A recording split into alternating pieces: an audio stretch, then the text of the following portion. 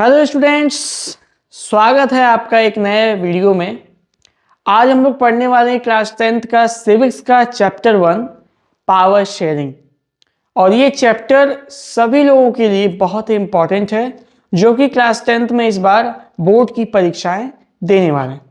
ठीक है, तो बच्चों आप लोग बने रहिए और इस चैप्टर को वन शॉट में ख़त्म किया जाएगा।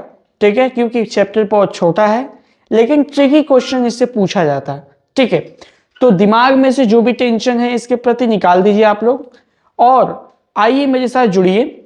और वीडियो अच्छा लगे तो लाइक कीजिए और चैनल को सब्सक्राइब कीजिए। शुरू करते हैं। देखिए, पावर शेयरिंग का सिंपल सा मतलब है कि पावर का डिवीजन। और जब हम लोग सरकार लेवल पे बात करते हैं तो पावर किन चीजों में डिवाइड होता है? 3 अंगों में। सरकार की 3 अंगें होती हैं, legislative, judiciary and executive. In 3 organs में सरकार की पावर डिवाइडेड होती है। ठीक है, और ये तीनों को हिंदी में कहा जाता है न्यायपालिका, कार्यपालिका और विधायिका। ठीक है, तो अगर हम लोग पावर का डिवीजन अगर ना करें तो क्या हो सकता है?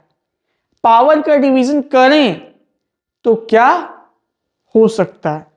और ये सब जो हो सकता है कि क्या हो सकता है, ये सब हम लोग समझेंगे 2 स्टोरीज से जो कि हम लोग इस चैप्टर में पढ़ने वाले हैं। एक बेल्जियम के स्टोरीज पढ़ेंगे और एक श्रीलंका का स्टोरी पढ़ेंगे। और हम लोग देखेंगे उसके बाद कि जो पावर है गवर्नमेंट का वह कैसे कैसे पूरे के पूरे डिवाइडेड है। तो वीडियो में बने रहिए लास्ट तक, मजा आएगा। तो चलिए शुरू करते हैं हम लोग। देखिए, बेल्जियम का केस समझते हैं हम लोग। जो बेल्जियम है वह एक छोटा सा देश है। कैसा देश है? एक छोटा सा देश है। कहां का? यूरोप का। ठीक है, तो यूरोप का एक छोटा सा देश जिसके बॉर्डर्स 3 देशों के साथ लगते हैं। किसके साथ? 4 देशों के साथ लगते हैं। कौन कौन से हैं? France, Netherland, Germany and Luxembourg. इन 4 देशों से इसका बॉर्डर घिरा हुआ है। छोटा सा देश है यूरोप का। ठीक है, इसकी हम लोग धार्मिक और बोली के लेवल पे हम लोग थोड़ा सा कंपोजिशन समझते हैं कि यहाँ पे किस तरीके से डिस्ट्रीब्यूशन है। ठीक है, तो देखिए पूरे के पूरे देश में 59% लोग जो हैं वो डच बोलने वाले हैं और वो लोग फ्लेमिश रीजन में रहते हैं। और 40% जो लोग हैं जो कि वॉलोनिया में रहते हैं वो कि फ्रेंच बोलते हैं। यानी 40% लोग फ्रेंच, 59% लोग डच और जो 1% है वो जर्मनी बोलता है। मानिए बस 1% जो आबादी है वो जर्मनी बोलता है, बाकी डच और फ्रेंच। ठीक है, अब देखिए जो उसका कैपिटल है, क्या है? बेल्जियम का कैपिटल जो है ब्रुसेल। क्या नाम है बेल्जियम का कैपिटल? ब्रुसेल। यहां पे पूरा का पूरा खेला क्या है? उल्टा है। जो कि आप देख रहे हैं कि कंट्री लेवल पे जिस कम्युनिटी का पॉपुलेशन ज्यादा है वो अब कैपिटल पे क्या हो गया? उल्टा हो गया। यानी जिसका यहाँ पे देश में ज्यादा था वो कम हो गया है और जो कम था वो ज्यादा हो गया। ठीक है, यानी देश में आपके डच लोग ज्यादा थे, डच भाषा बोलने वाले लोग, तो कैपिटल में उसके डच भाषा बोलने वाले लोग कम है, 20% है। और फ्रेंच भाषा बोलने वाले जो देश में लोग 40% थे वो कैपिटल में बढ़ के हो चुके हैं 80%। ठीक है, चलिए आगे देखते हैं। अब देखिए जो फ्रेंच भाषा बोलने वाले लोग हैं वो अमीर हैं। ठीक है, और बहुत ही कम संख्या है उनकी। लेकिन जो आपके डच हैं उनकी संख्या क्या है? ज्यादा है। और इसी कारण उनके बीच में क्या होता है? मतभेद हो जाते हैं। ठीक है, मतभेद यानी कोई भी एक दूसरे से एग्रीमेंट नहीं करता है, बात बिगड़ जाती है बनने की जगह। तब क्या होता है? ये कब होता है दोनों लोगों के बीच में? ये समस्याएं कब होती हैं? तो 1950 से लगाई 1960 हो गए। यहां पे 1060 लिखा हुआ है, यानी 1960 के बीच में देखने को मिला। ठीक है, फिर वहां के सबसे इंपॉर्टेंट लीडर्स ने रोल प्ले किया क्योंकि वहां के नेताओं ने सिचुएशंस को समझा कि यहां पर क्या चाहिए? कुछ न कुछ संवैधानिक बदलाव चाहिए। इसलिए वहां के जो लीडर्स थे उन्होंने 4 बार संविधान में संशोधन किया और वहां के लोगों को क्या किया, राइट दिया। ठीक है, जिसके वजह से सभी लोग एक साथ रह सकें। आखिर में कौन कौन से राइट्स हैं जिनको जो बेल्जियम के लीडर्स हैं उन्होंने दिए, तो आइए देखते हैं कौन कौन से राइट्स। तो देखिए, इसी को हम लोग कहते हैं बेल्जियन मॉडल। ठीक है, तो देखिए बेल्जियन मॉडल को समझते हैं हम लोग। तो सबसे पहले बताया गया कि केंद्र सरकार और राज्य सरकार दोनों में जो मंत्री होंगे वो बराबर होंगे, दोनों भाषाओं के होंगे। ठीक है, और स्टेट यानी राज्य सरकार के पास जो पावर्स होंगे वो ज्यादा होंगे और वो कभी भी केंद्र सरकार के क्या होगा, आंसर रेबल नहीं होगा। मतलब कोई भी केंद्र सरकार राज्य सरकार के ऊपर दबाव नहीं बना सकते। केंद्र सरकार स्वतंत्र काम करेगा और राज्य सरकार स्वतंत्र काम करेंगे बिना किसी दिक्कत के। ठीक है, ऐसा सिस्टम बनाया गया संविधान में। और ब्रुसेल जो है वहां पे क्या किया गया, जो कि राजधानी आप लोगों ने देखा था, राजधानी में एक कम्युनिटी जो कि देश में ज्यादा था वो वहां कैपिटल में कम पड़ गया और जो देश में कम था वो कैपिटल में ज्यादा हो गया। इसके लिए वहां पे भी इक्वल नंबर ऑफ रिप्रेजेंटेटिव का कॉन्सेप्ट आया, यानी वहां पे भी जो भी चुनाव होंगे वहां पे दोनों लोगों की भागीदारी क्या होगी, बराबर होगी। ठीक है, और अंतिम बदलाव किया गया, अंतिम मॉडल लाया गया, वो है कम्युनिटी गवर्नमेंट यानी लोकल गवर्नमेंट हम लोग कह सकते हैं। हमारे यहाँ जैसे पंचायत होता है वैसे ही वहां पे कम्युनिटी गवर्नमेंट लाएगी। कम्युनिटी गवर्नमेंट का बच्चों मतलब कुछ नहीं है, बस सिंपल सा यही है कि लोकल लेवल पे जो जनता चुन सके ऐसी सरकार को कम्युनिटी गवर्नमेंट कहेंगे। यानी वहां पे कोई ऐसा स्पेसिफिक रिजर्वेशन नहीं किया गया है कि 50% सीट डच वालों को मिलेगी और 50% फ्रेंच वालों की। वहां पे है कि जिस भाषा के लोग चाहें उस भाषा के लोग किसी को भी क्या कर सकते हैं, चुन सकते हैं, कोई दिक्कत नहीं है। लेकिन केंद्र सरकार और राज्य सरकार में कभी भी चुनाव होगा तो वहां पे दोनों भाषाओं के जो लोग होंगे बराबर बराबर खड़े होंगे। लेकिन जो सबसे तीसरा सरकार जो बना, जो कम्युनिटी सरकार बना, इसमें कोई भी लड़ सकता है और कोई भी वोट दे सकता है। कोई आरक्षण यहाँ पे नहीं है, कोई सीट फिक्स नहीं किया गया है। यानी इसको किस लिए लाया गया, वो इसको लाने का एक ही तरीका है, वजह है कि मान लीजिए कोई एक जगह है, ठीक है, और यहाँ पे 2 कम्युनिटी रहते हैं, एक रहते हैं फ्रेंच और एक रहते हैं डच। ठीक है, यहाँ पे चुनाव हुआ और यहाँ पे मान लीजिए डच का कोई व्यक्ति खड़ा हुआ और वो जीत गया। ठीक है, तो जीत गया तो इसका मतलब वहां पे उस लोकल लेवल पे डच व्यक्ति क्या करेगा, डच का व्यक्ति लीड करेगा। लीड करेगा तो फायदा क्या होगा, क्योंकि उस कम्युनिटी की आबादी वहां ज्यादा है और कम्युनिटी का आबादी ज्यादा है, इसका मतलब वो व्यक्ति जो है वो ज्यादा से ज्यादा लोगों की प्रॉब्लम्स को सॉर्ट आउट करेगा लोकल लेवल पे ही। उसको ऊपर लेवल पे जाने की जरूरत नहीं पड़ेगी, उसकी समस्याओं का समाधान ये नॉर्मल लेवल पे ही हो जाएगा, क्लियर हो जाएगा। तो आप लोगों को भी क्लियर है। चलिए, तो ये था बच्चों बेल्जियम का पूरा स्टोरी और उसके बदलाव। अब हम लोग देखेंगे श्रीलंका के बारे में। तो देखिए, श्रीलंका जो है वो कई सारे द्वीपों का देश है। क्या है, कई सारे द्वीपों का देश कहा जाता है इसे, और ये साउदर्न साइड में है भारत के। ठीक है, साउदर्न कोस्ट में है। ठीक है, इसके धर्म और इसके भाषा के ऊपर हम लोग कंपोजिशन समझते हैं कि वहां पे किस किस तरीके से लोग हैं, कौन कौन से धर्म के हैं, कौन कौन सी भाषा बोलते हैं। ठीक है, तो सबसे ज्यादा जिसकी संख्या है वो है सिंघाला कम्युनिटी। ठीक है, और जो दूसरे नंबर पे जो है जिसके जनसंख्या है वो है तमिल स्पीकर्स, यानी सिंघाला बोलने वाले लोग हैं 74%, 74%, और तमिल बोलने वाले लोग हैं 18%, जिसमें से 13% नेटिव तमिल यानी जो पहले से ही वहां पे शुरू से श्रीलंका में रह रहे हैं, और आपके 5% इंडियन तमिल यानी जो भारत से निकल के श्रीलंका में रहने के लिए गए। ये हैं आपके 18%, दोनों में 18% में दोनों मिक्स हैं। ठीक है, अब देखिए जो सिंहाला स्पीकर हैं वो लगभग सभी क्या हैं, बुद्धिस्ट हैं, और जो तमिल स्पीकर्स हैं उसमें हिंदू और मुस्लिम दोनों हैं। ठीक है, स्लाइड चेंज हो गया है यहां पे, चलिए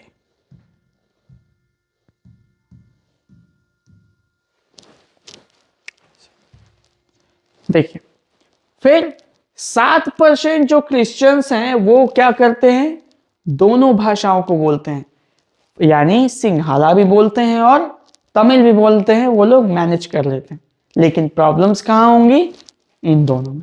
ठीक है, आगे देखते हैं। तो क्या होता है कि अब संघर्ष शुरू होता है, ठीक है, मेजोरिटी को लेकर, यानी मेजोरिटी का मतलब क्या होता है, बहुमत को लेकर। ठीक है, श्रीलंका नया नया आजाद होता है 1948 में, और श्रीलंका क्या करता है, एक कानूनी व्यवस्था से, एक संवैधानिक व्यवस्था से क्या करता है, अपने यहां चुनाव करवाता है, और वहां पे जो बहुमत की सरकार है वो बन जाती है। यानी बहुमत में कौन है, सिंहाला कम्युनिटी के लोग। तो बहुमत की सरकार का मतलब सिंहाला कम्युनिटी का वहां पे सरकार बन जाता है। ठीक है, फिर एक 1956 में कानून लाया जाता है, ठीक है, जिसमें सिंहाला लैंग्वेज को ऑफिशियल लैंग्वेज बना दिया जाता है। यानी सिंहाला लैंग्वेज एक राष्ट्रीय भाषा, उस देश की भाषा को घोषित कर दिया जाता है। ठीक है, फिर क्या किया जाता है, प्रिफरेंशियल पॉलिसीज दैट फेवर सिंहाला, ऐसे ऐसे पॉलिसीज बनाए गए जो कि सिर्फ एक स्पेसिफिक कम्युनिटी को, यानी सिर्फ सिंहाला कम्युनिटी को फायदा पहुंचाता था। देखिए कौन कौन सी चीजें बनाई गई। तो सबसे पहले state and forest protect Buddhism, जो भी स्टेट थे, जो भी राज्य थे, उनसे बोला गया कि बुद्धिज्म का जो कॉन्सेप्ट है, यानी बुद्ध की सोच का जो भी उनके विचार हैं, उनको क्या किया जाए, सुरक्षित किया जाए। फिर क्या किया गया, it gradually increase the feeling of alienation among Sri Lankan Tamil, और इसके वजह से क्या हुआ, जो श्रीलंकन तमिल थे, यानी हिंदू मुस्लिम, इंडियन और नेटिव तमिल, दोनों के अंदर क्या हो गया, एक अजीब तरीके की एक अलग दिखने की भावना पैदा हो गई। ठीक है, क्या हो गई कि जो तमिल्स थे उन लोगों ने क्या किया, एक पार्टी बनाई। ठीक है, जिसको लीड किसने किया, बुद्धिस्ट सिंहाला लीडर। ठीक है, क्या बनाई, not sensitive to the language and culture. ठीक है, बुद्धिस्ट जो आपके जो तमिल्स थे उन लोगों ने क्या किया, पार्टी बनाया। किस लिए पार्टी बनाया, सॉरी, जो तमिल्स थे उन लोगों ने पार्टी बनाया। किस लिए पार्टी बनाया, कि वो लोग सिंहाला कम्युनिटी से क्या कर सकें, फाइट कर सकें, और उनको बता सकें कि आप अपने संस्कृति और इसके साथ, भाषा के साथ क्या कर रहे हैं, गलत काम कर रहे हैं। ठीक है, तो इसके लिए government policies denied them equal political right, discrimination against them, getting job and other opportunity, ignore the interest. यानी जो तमिल लोगों ने अपनी पार्टी बनाया, पार्टी बना के क्या किया, पार्टी बनाने के बाद सिंपल किया कि लोगों को राइट्स के लिए डिमांड किए तमिल लोगों ने। लेकिन जो सिंहाला लोग हैं वो लोग इनकी बातों को नहीं मानते हैं, इनको हर जगह क्या किया जाता है, बहिष्कार किया जाता है। यानी किसी भी संस्था में जाते हैं, पता चलता है कि ये तमिल है, इसको बाइकआउट करो। तो ऐसा उन्हें क्या किया जाता था, हर जगह से उन्हें दुत्कार मिलता था, और जो नौकरियां थी उसमें सिंहाला वाले लोगों को पहले प्राथमिकता दी जाती थी। ठीक है, फिर as the result relation between Sinhala and Tamil community strength over time, और इन्हीं वजहों से, इन्हीं सब कानून जो बनाए सिंहाला कम्युनिटी के लीडर्स ने, इन्हीं वजहों से दोनों के दोनों ग्रुप में क्या हो गया, लड़ाई हो गया। कौन कौन सा ग्रुप था, एक ग्रुप था तमिल और एक ग्रुप था सिंहाला। सिंहाला जो थे वो बहुमत में थे, वो लोग बातों को तमिल लोगों को नहीं समझा और क्या किया, उनके विरुद्ध कई सारे कार्य किए, और बहुत ही ज्यादा दोनों समाज के बीच में टेंशन बहुत ज्यादा पैदा हो गया। ठीक है, अब देखिए फिर क्या हुआ कि श्रीलंका के जो तमिल्स थे उन लोगों ने क्या किया, पार्टी बनाया, ठीक है, पार्टी बनाया और अपने अस्तित्व की लड़ाई के लिए निकल पड़े, ठीक है। और उन लोगों ने क्या किया, उन लोगों ने एक नया राज्य का, एक नया देश का डिमांड किया कि हमें एक नया देश दे दिया जाए जहां पे हम सभी लोग अपने हिसाब से रह सकें, ठीक है। उसके बाद लेकिन उनकी जो ये मांग थी कि हमको क्या किया जाए, बराबरी का दर्जा दिया जाए, हर जगह बराबर काम किया जाए हमारे साथ, हमसे कोई भेदभाव ना किया जाए, और नहीं तो हमें एक नया देश दिया जाए। इन सभी चीजों को जो सरकार होती है वहां की, वो पूरी की पूरी तरीके से खारिज कर देती है, इस चीज को एक्सेप्ट नहीं करती है। फिर 1980 में क्या होता है, एक स्वतंत्र राज्य का डिमांड होता है, ठीक है, और नॉर्दर्न और ईस्टर्न पार्ट ऑफ श्रीलंका में बहुत बड़े लेवल पे क्या होती है, एक तरीके की लड़ाई छिड़ जाती, ठीक। और ये लड़ाई इस तरीके से छिड़ती है कि बहुत ज्यादा परिवार क्या हो जाते हैं, परिवार के परिवार मर जाते हैं, कई सारे लोग देश छोड़ के जाने पे मजबूर हो जाते हैं, और ऐसी कई सारे गलत चीजें वहां की जनता को झेलना पड़ा, ठीक है। तो वहां पे सिंपल क्या हुआ, सिविल वॉर हुआ। सिविल वॉर का मतलब क्या होता है, तो सिविल वॉर का सिंपल मतलब समझ सकते हैं कि घरेलू युद्ध। यानी जब हमारे देश में, यानी जब श्रीलंका के अंदर ही लड़ाई होती है तो उसे क्या कहते हैं, सिविल वॉर हो गया। यानी जब किसी भी देश के अंदर कोई घरेलू युद्ध होगा तो उसको सिविल वॉर कहते हैं, ठीक है। तो आप लोग क्लियर हैं सिविल वॉर के लिए कि श्रीलंका में क्या हुआ, सिविल वॉर हुआ, ठीक है। चल,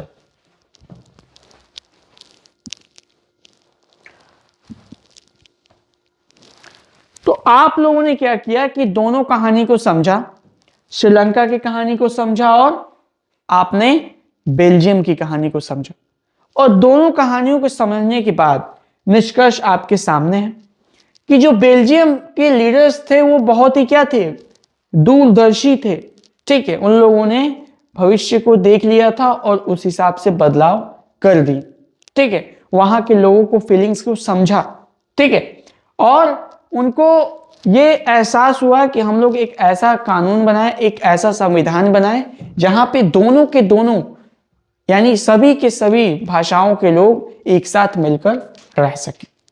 और श्रीलंका में क्या हुआ, श्रीलंका में पावर्स को दिखाया गया, यानी दिखा हमें कि जो मेजोरिटी वाली कम्युनिटी है वो क्या करती है, जबरन दबाना चाहती है दूसरी कम्युनिटी जिसके पास पावर, यानी जो कि कम संख्या में है, और इसके वजह से क्या हो जाता है, वहां पे घरेलू युद्ध छिड़ जाता है और वहां पे लड़ाई होना शुरू हो जाता है, ठीक है। यानी कोई भी पावर से किसी भी देश को, चाहे किसी भी व्यक्ति को नहीं दबा सकता, तब तक दबा सकता है एक समय तक, उसके बाद से वो क्या हो जाता है, आग भभक जाती है और युद्ध हो जाता है, ठीक है।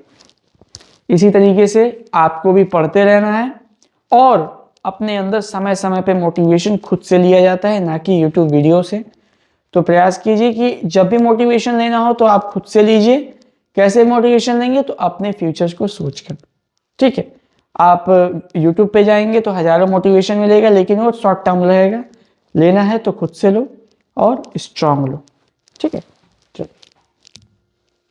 अब हम लोग समझेंगे कि पावर शेयरिंग क्यों अच्छा है, ठीक है।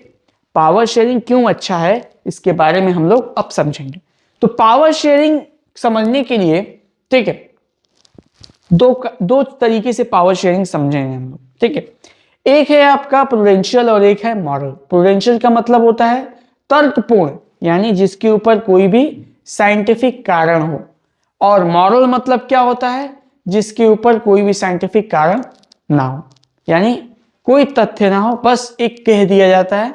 जैसे हम लोग धार्मिक चीजें जो होती हैं वो क्या होती है, बिना तर्क की होती हैं, लेकिन जो साइंस की चीजें होती हैं वो क्या होती हैं, तर्कपूर्ण होती हैं। क्यों तर्कपूर्ण होती हैं, क्योंकि उसके पीछे कुछ ना कुछ क्या है, एविडेंस, ठीक है। तो हम लोग यही समझेंगे कि पावर शेयरिंग क्यों जरूरी है, दोनों तरीकों से, तर्कपूर्ण तरीके से भी समझेंगे और मॉरल तरीके से भी समझेंगे।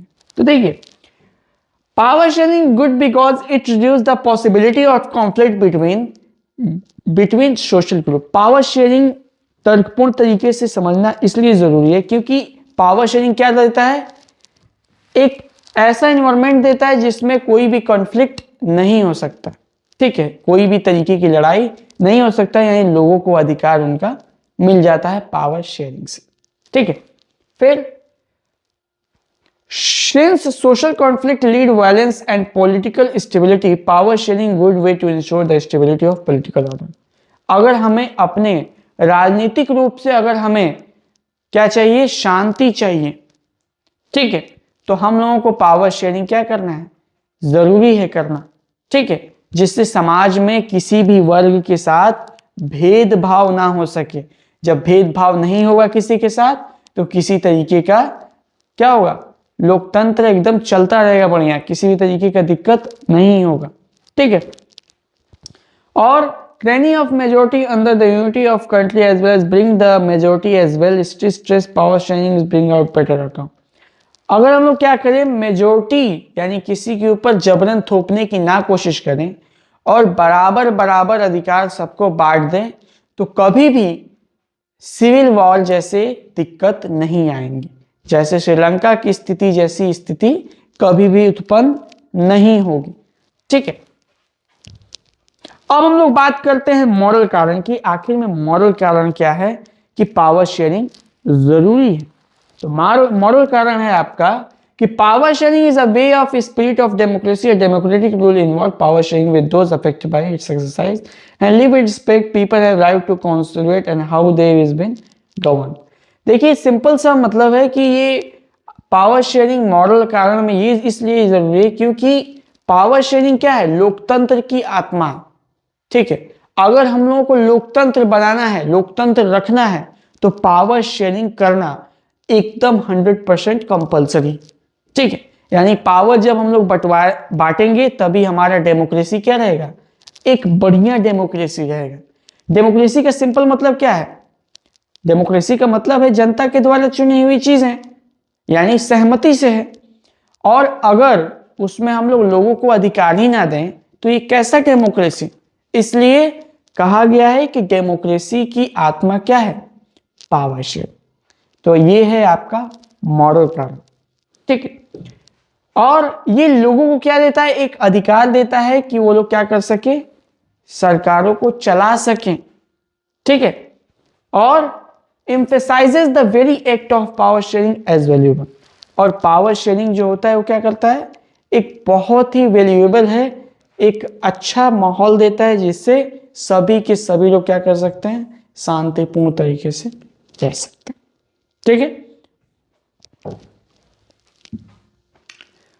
अब हम लोगों ने अब तक समझ लिया कि पावर शेयरिंग क्या है और पावर शेयरिंग क्यों जरूरी है। तो पावर शेयरिंग दो कारण बताए गए पावर शेयरिंग के, एक बताया गया आपको मॉरल और एक बताया गया प्रूडेंशियल, यानी एक तर्कपूर्ण और एक मॉरल, ठीक है। तो हम लोग समझ गए हम लोग। अब हम लोग समझेंगे कि किन किन जगहों पे पावर क्या है, डिस्ट्रीब्यूटेड है हमारे गवर्नमेंट के, ठीक है।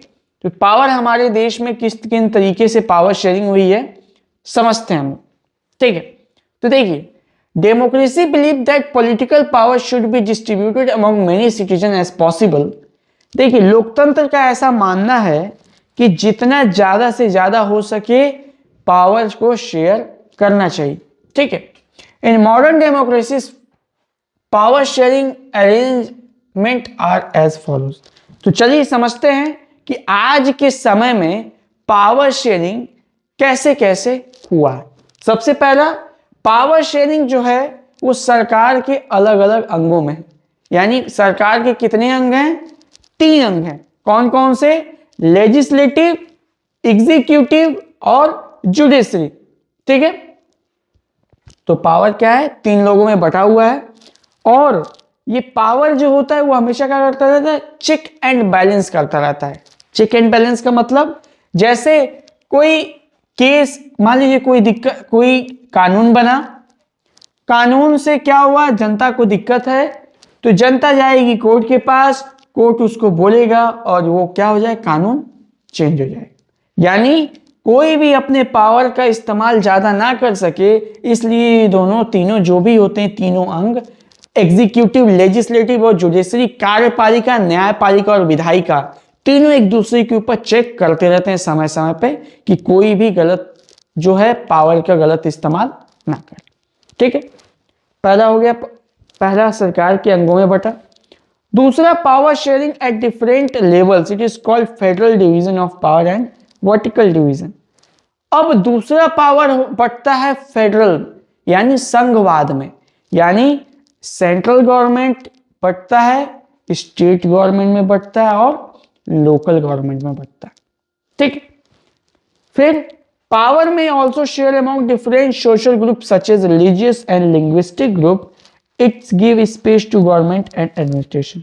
जैसे धार्मिक, जितने भी धार्मिक ग्रुप्स हैं उनको भी क्या किया जाता है, पावर दिया जाता है कि वो अपने कल्चर्स को क्या करें, सुरक्षित रख सकें।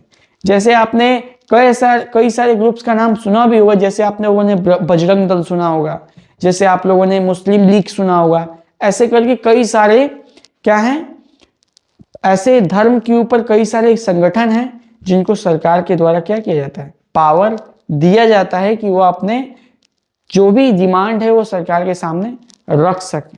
ठीक है, तो उनको भी राइट मिला होता है।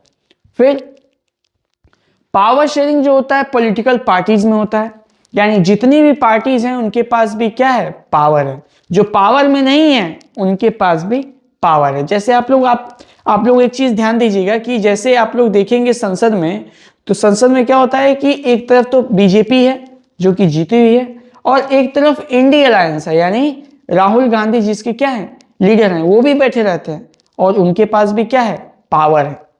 ठीक है, तो दोनों लोगों के पास क्या है, पावर है। पावर क्यों है विपक्ष के पास भी, कि वो भी क्या कर सके, समय समय पे जो सरकार राज कर रही है उसको भी क्या कर सके, उसके पावर्स पे क्या कर सकें, चेक कर सकें, और अगर कोई गलत काम कर रही है तो उसके खिलाफ बोल सके। ठीक है, इसलिए पावर्स का डिवीजन होना बहुत जरूरी। ठीक है, फिर power is share among different political parties that represent different ideology and social group. तो देखिए अलग अलग पार्टीज में पावर डिवीजन होता है जो कि अलग अलग विचार के हैं। जैसे देखिए आप भाजपा को देखेंगे तो बीजेपी में पूरा पावर डिवीजन है। फिर आप देखेंगे बसपा में, तो बसपा में भी क्या है, पावर मिला हुआ है मायावती जी को भी। फिर सपा देखेंगे तो उसमें भी पावर बटा हुआ है। फिर कांग्रेस देखेंगे तो उसमें पावर बटा हुआ है। ठीक है, तो यानी जितने भी लीडर्स हैं जिनकी अपनी अपनी क्या है, विचारधारा है, और वो विचारधारा के ऊपर पार्टी बनाए हैं, तो उनको विचारधारा को भी क्या मिला है, एक तरीके का पावर मिला हुआ, पावर शेयरिंग के माध्यम से। ठीक है, तो वो लोग भी अपनी आवाज सरकार के खिलाफ उठा सकते हैं। ठीक है, चलो। In democracy interest social group जो trader, businessman, industries, farmer and industry where share government power through the direct or indirect. देखिए जो बिजनेसमैन होते हैं, व्यापारी होते हैं, जो मैन्युफैक्चरर होते हैं, निर्माता होते हैं, इन लोगों के पास भी, किसान जो होते हैं, इन लोगों के पास भी क्या होता है, पावर होता है अपनी बातों को सरकार तक रखने का।